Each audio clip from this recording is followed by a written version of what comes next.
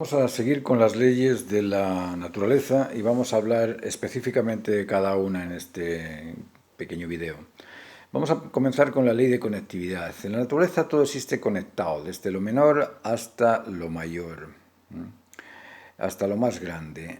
En lo menor existen uniones químicas, interatómicas e intermoleculares. En lo mayor existen los planetas conectados a la fuerza de la gravedad, los cuerpos celestes conectados al espacio entre ellos, además de la Tierra conectada al aire, el aire a la temperatura al fuego, el fuego al oxígeno, las cadenas de alimentación, es decir, esta cadena trófica que conectan al depredador con el depredado, la selección natural, que también coopera en conectar una especie con la otra. Es decir, si la naturaleza es conectiva, el ser humano debe conectarse en ella. Este es el mandato de esta ley, de esta norma, que el ser humano debe conectarse con sus semejantes, conectarse con el ambiente, conectarse con las otras especies. El ser humano conectivo superaría grandes problemas sociales. La conectividad elimina las diferencias étnicas, raciales, políticas, religiosas, ideológicas, sociales, económicas o particulares. Elimina el bullying, elimina el ridículo, el miedo, elimina todas las diferencias opuestas, porque en la conectividad se adaptan, se ajustan y se unen las personas por encima de sus características distintas. En la conectividad se elimina lo opuesto, al diferente, al distinto. En la conectividad se convencen, se confían, se complementan y se establece el nosotros por sobre el tú o el yo. La segunda ley nos dice que todo en la creación existe en dualidad complementaria. La naturaleza es dual complementaria, en ella una porción completa su complemento. El tiempo sin un lugar en el que exista quien lo observe no se establece. El espacio sin el tiempo que facilite su recorrido no podría establecer su distancia. Tiempo y espacio se complementan, se completan el uno al otro. Gracias a uno existe el otro. Los padres y los hijos se complementan. No se establecen los hijos sin los padres y no se establecen tampoco los padres sin los hijos. Sin el efecto no hay causa y sin causa no hay efecto. Sin emisor no hay receptor y sin receptor no hay emisor. Las partículas y los átomos son de cargas positivas o negativas y ambas se completan o se complementan. Las moléculas se componen de catión y anión complementarios. Los vegetales existen en dualidades de pistilo y estambre, los animales en dualidades de macho y hembra, la especie humana en dualidad hombre y mujer. Incluso nuestra morfología, si nos vemos la cara, somos completamente duales. Si la naturaleza es dual, si en la naturaleza se nos muestra esta dualidad como fundamento esencial, y se complementa una dualidad a la otra en sus manifestaciones, el ser humano debe cumplir el complemento vertical, es decir, a sus padres o a sus hijos, y horizontalmente a sus hermanos o a su pareja o a su cónyuge. La complementariedad dual de la naturaleza nos indica que cada uno de nosotros es necesario para el otro en el establecimiento de la satisfacción, en el establecimiento del convencimiento, en el establecimiento del bienestar. No existe bienestar sin un bien que nos beneficie, ni existe convencimiento sin un conocimiento reconocido, ni existe satisfacción sin una necesidad satisfecha. Por lo tanto, somos el complemento del otro. ¿Qué se elimina al saberse complemento del otro? Se elimina el egocentrismo, el narcisismo, el hedonismo, el nihilismo. Uno se siente copartícipe del padre, del hijo, de la madre, de la hija, del cónyuge, del amigo, del jefe, del empleado, etcétera, etcétera, etcétera. Y adquiere así su identidad, su jerarquía, su autoridad o ubicación en el rango de valores sociales donde se encuentre. Toda finalidad exige de un proceso de consecución dual en sus extremos antes y después. Origen y originado, causa y consecuencia, se necesitan la una a la otra mediante el establecimiento de dualidades activo, retributivo, emisor y receptor. Es decir, acción y reacción deben existir entre la causa y consecuencia. La dualidad se complementa y se cumple en el ajuste, en la atracción, en la adaptación compartidas y en el acople entre lo cóncavo y convexo. Se eliminan las clases sociales del rico y del pobre, del arrogante e ignorante, del sobreprotector e indiferente, del impositivo o del inoperante. Al completarse los complementos se establece la unidad. Eso es muy importante de comprender. Vamos con la ley número 3, la ley del centro regente. El centro del cosmos es un ideal imaginario dual electromagnético porque se expande y comprime. Para expandirse exige un punto fijo y otro en movimiento, pero Entre esa dualidad existe un centro imaginario de atracción y repulsión compensada que sostiene la totalidad del cosmos en orden. Esa compensación satisface, se ajusta y beneficia a la totalidad de las partes de que se compone. De la satisfacción, ajuste y beneficio global de la naturaleza se desprende la necesidad, obligación o deber del ser humano de establecerse satisfecho, ajustado y beneficiado en consecuencia con los valores observados en el cosmos de plenitud, convencimiento y bienestar. Esos son los valores que el ser humano debe perseguir siempre. El bienestar social, el bienestar personal, particular, el bienestar de la especie, el convencimiento mutuo, el convencimiento en aquellas razones justas y, lógicamente, el sentirse satisfecho en sus necesidades, pero no solamente satisfecho, sino llegar al nivel de sentirse pleno, la plenitud.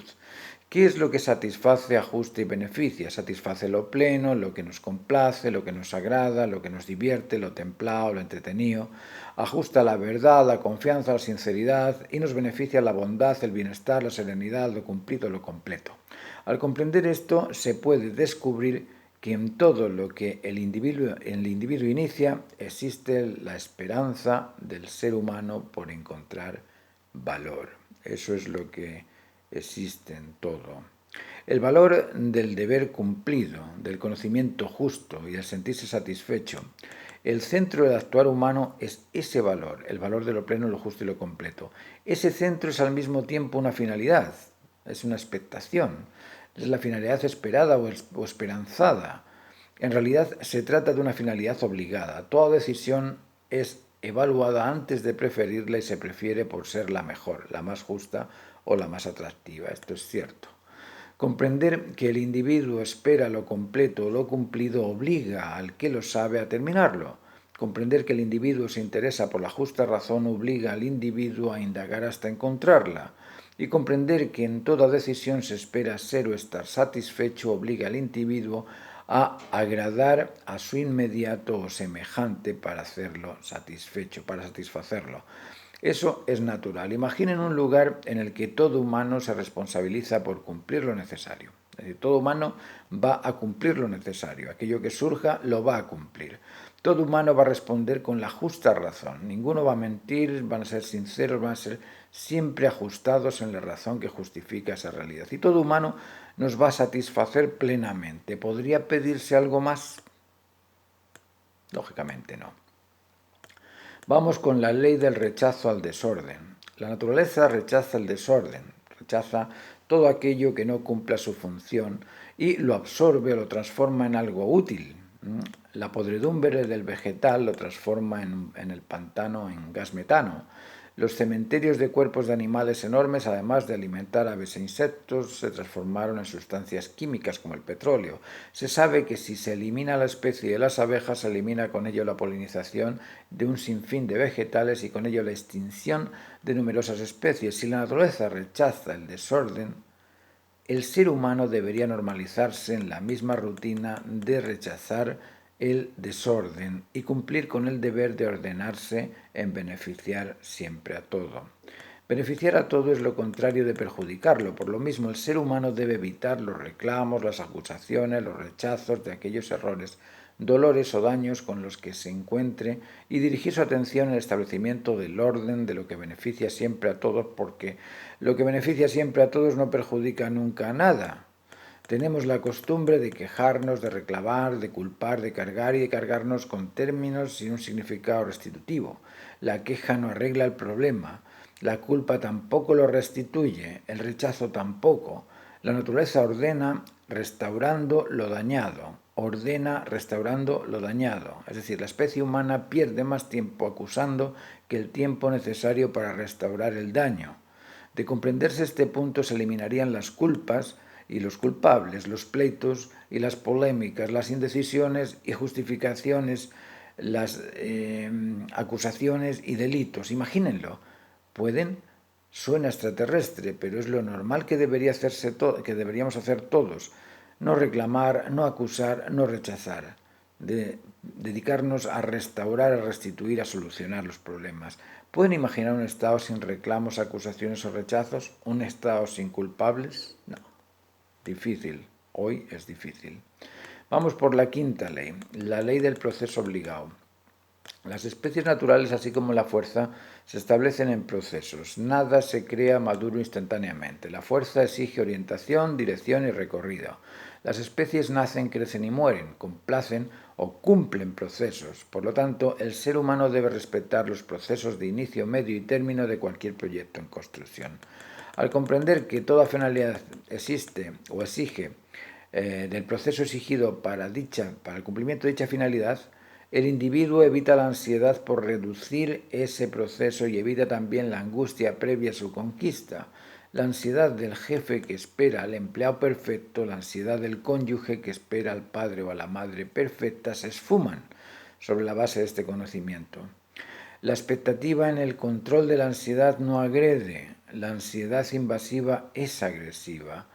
El conocimiento de esta norma elimina las falsas expectativas. Vamos con la ley número 6.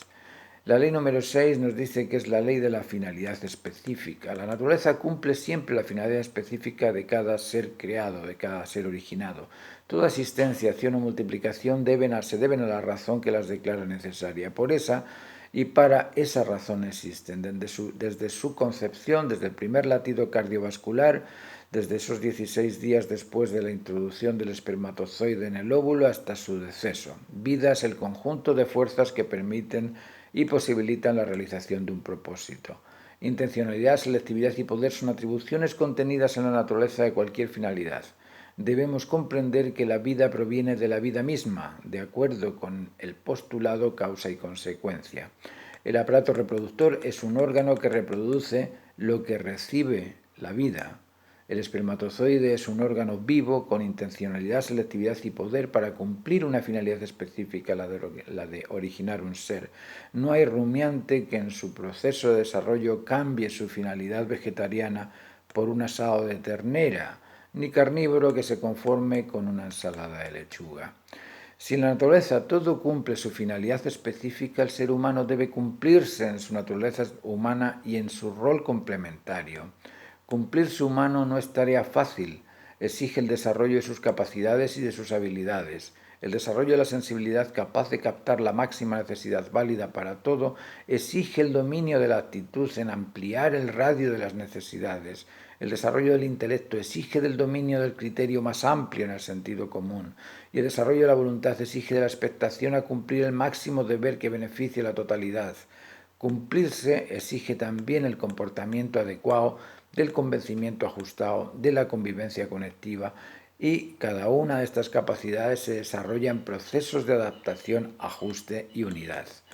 Respetar los procesos es importante para el control de la ansiedad, para eliminar las falsas expectativas y para desarrollar la prudencia necesaria ante el análisis y discernimiento de las consecuencias. Cumplirse humano es responsabilidad de cada uno, pero esa responsabilidad es por sobre la responsabilidad laboral, es por sobre el éxito financiero, es por sobre la fama o devoción al líder. La realización del ser humano, como bien dice la frase, es la de realizarse humano. Vamos por la séptima y última ley, la ley del respeto a la responsabilidad. La naturaleza responde siempre y en todo al bien común. Para normalizarse natural, el ser humano debe responder siempre y en todo al bien común.